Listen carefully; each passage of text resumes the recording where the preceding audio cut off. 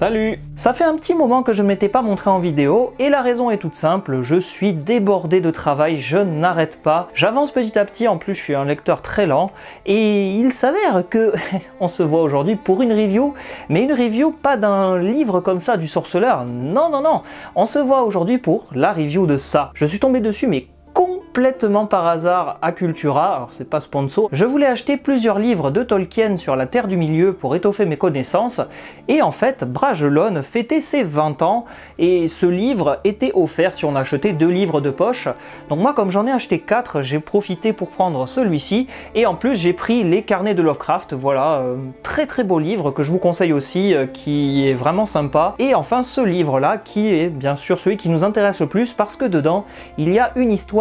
inédite de l'univers de Sapkowski, le sorceleur. Une histoire qui est canon, je précise, donc vraiment c'est l'histoire officielle. Je suis entré en relation avec Bragelonne et ils ont quelque chose pour vous, donc restez bien jusqu'à la fin de la vidéo, je pense que ça peut vous intéresser. Et cette anthologie regroupe 8 auteurs de la fantasy et de la science-fiction. On y retrouve Le Monde du Sorceleur, Le Héros de Seul sur Mars, Le Cycle de Krondor et bien d'autres encore. Et découvrez pour la première fois une préquelle inédite à la saga Dragon Blood. En fait c'est très intéressant parce que déjà je ne connais pas tous les auteurs, donc ça me permettra aussi de me faire une idée et pourquoi pas de poursuivre sur d'autres histoires. Par exemple Le Héros de Seul sur Mars, j'ai vu le film mais je ne connais pas du tout le livre, donc pourquoi pas. Et moi ce qui m'intéressait le plus dedans c'était la nouvelle de Sapkowski qui est la première et qui s'appelle La Route d'où l'on ne revient pas, qui est en fait une histoire qu'il a écrite en 1988 qui raconte l'histoire de Viséna, la mère de Geralt de Rive. Et oui, vous avez bien entendu, c'est une histoire familiale et c'est pour ça justement que je voulais en faire une vidéo parce que cette histoire elle a quelque chose qui fait que ça pourrait clairement intéresser les fans de la saga. Concernant la partie sur The Witcher, cette anthologie nous propose un avant-propos de 4 pages et enfin l'histoire, la route d'où l'on ne revient pas, sur une 50aine de pages. Les 4 premières pages, c'est juste l'auteur qui raconte un petit peu la naissance de cette histoire, comment il en est arrivé à l'écrire, comment il est revenu sur certaines choses qu'il avait justement écrites, et c'est très intéressant d'avoir cet avant-propos parce qu'on se rend compte en fait que l'histoire qui est dedans, c'est la 2e histoire qu'il a écrite sur l'univers du sorceleur. C'est pas le 2e livre en fait, c'est vraiment celle-ci qui fait office de 2e histoire, même si je pense que beaucoup d'entre vous ne la connaissent pas ou ignoraient son existence ou n'avaient pas eu l'occasion de la lire. Là vous avez clairement l'occasion de la lire. Et dans l'avant-propos, il va raconter qu'au départ, il n'avait pas conçu cette histoire comme un préquel à l'univers du sorceleur, il pensait que ça allait se raconter en parallèle de l'histoire de Geralt, et c'est après avoir écrit d'autres histoires qu'il est revenu dessus et qu'il s'est dit « Ah, mais ça pourrait être intéressant au final de faire de cette histoire l'histoire de la mère de Geralt », et de fil en aiguille, on en apprendra beaucoup plus sur ce personnage, mais aussi sur le père de Geralt, ou père présumé, je veux pas trop non plus vous spoiler là-dessus. Il y a Viséna, la mère de Geralt, et il y a un autre personnage qui serait le père de Geralt, mais c'est pas vraiment dit dans le livre, ni même dans l'avant-propos, parce qu'il va révéler qu'avoir le père de Geralt dans cette histoire, ça n'est pas de son ressort, mais en fait, il ne confirme pas, ni n'infirme pas vraiment l'histoire, donc on est un peu le cul entre deux chaises pour l'histoire du père de Geralt. Je vous avoue, pour moi, c'est le père de Geralt, ça semble logique, la façon dont c'est raconté, la façon dont l'histoire se conclut. Maintenant, ça reste sujet à débat, à l'inverse de Viséna qui est bel et bien la mère de Geralt, ça l'auteur l'a confirmé. Pour info, je ne vais pas rentrer volontairement dans le détail de cette histoire parce que je ne veux pas non plus spoiler celles et ceux qui veulent la découvrir. Vous pouvez donc continuer la vidéo. On y suit Viséna, une guérisseuse qui rencontre un guerrier du nom de Corinne ou Corin, je sais pas comment vous le prononcez. Moi je préfère dire Corinne, c'est plus joli, qui est un mercenaire blessé et Viséna va le soigner grâce à sa magie de guérisseuse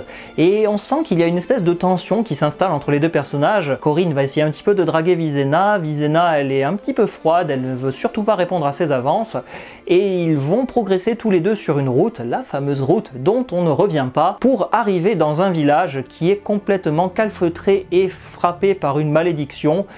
il y a un monstre qui s'appelle le Koshchei, j'arrive pas à le dire, ou Kochkei, qui terrorise les villageois, et en plus pour ne rien arranger, il y a également une bande de brigands qui va venir semer le trouble et le chaos pour embêter ces pauvres villageois qui n'ont rien demandé. La suite de l'histoire se lit très facilement, on va voir les personnages qui vont se proposer d'aider les villageois, puis il va y avoir de l'action, de l'humour, de l'amour aussi un petit peu, des surprises, des trahisons, pour aboutir au final sur quelque chose de cohérent et de très simpliste, mais qui fait justement le charme de cette histoire parce que honnêtement on voit venir à des kilomètres les retournements de situation, on est vraiment dans les premiers jets de l'univers du sorceleur, donc on sent que c'est un peu hésitant, que c'est pas forcément très complexe comme les derniers livres du sorceleur, mais justement à mon sens tout cela fait le charme de cette petite histoire. Sur 50 pages, j'ai pas forcément vu le temps passer, c'était peut-être un peu long au départ et puis à la fin ça s'accélérait et c'était vraiment très sympa à voir. Et ce que j'ai beaucoup apprécié de cette histoire, c'est que Sapkowski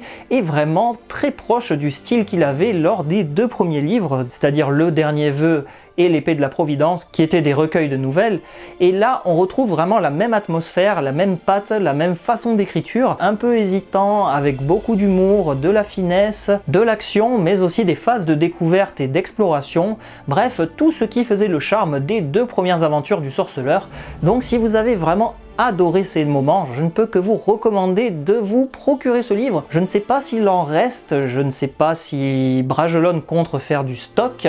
je ne pense pas qu'on puisse l'acheter tout seul, pour moi il faut acheter absolument 2 livres de poche, mais si vous êtes vraiment fan de l'univers du sorceleur, c'est un immanquable, parce que je n'ai pas le souvenir qu'on puisse trouver cette histoire qui est canon, je le rappelle, hein, c'est bien une histoire de Sapkowski, ce n'est pas comme l'histoire du mariage de Yennefer et Geralt qui elle n'est pas canon, bien qu'écrite par Sapkowski, c'est un cadeau de mariage pour des amis à lui qui étaient fans de la saga. Là, on est vraiment face à une histoire qui est 100% la véritable histoire. Donc, si vous êtes fan, un conseil, foncez chez votre magasin pour voir s'il en reste dans les bacs et essayez de vous procurer aussi vite que possible cette histoire. Alors oui, j'ai bien conscience que mon analyse est très simple, pour ne pas dire carrément lacunaire, mais en fait, je ne voulais surtout pas gâcher votre plaisir de lecture en vous spoilant toute l'histoire. Ce n'est pas le but et ce n'est pas non plus intéressant de faire cela. Et avant de vous quitter, et pour remercier les derniers d'être restés jusqu'au bout, vous avez aussi dans la description un lien vers mon Instagram qui vous emmènera vers un concours organisé en partenariat avec Bragelonne pour vous faire gagner 3 livres, ces fameux 3 œuvres. Merci beaucoup à Bragelonne déjà pour me permettre de vous faire gagner 3 exemplaires, c'est très sympa à eux, et on se dit à très bientôt pour d'autres vidéos, salut à vous!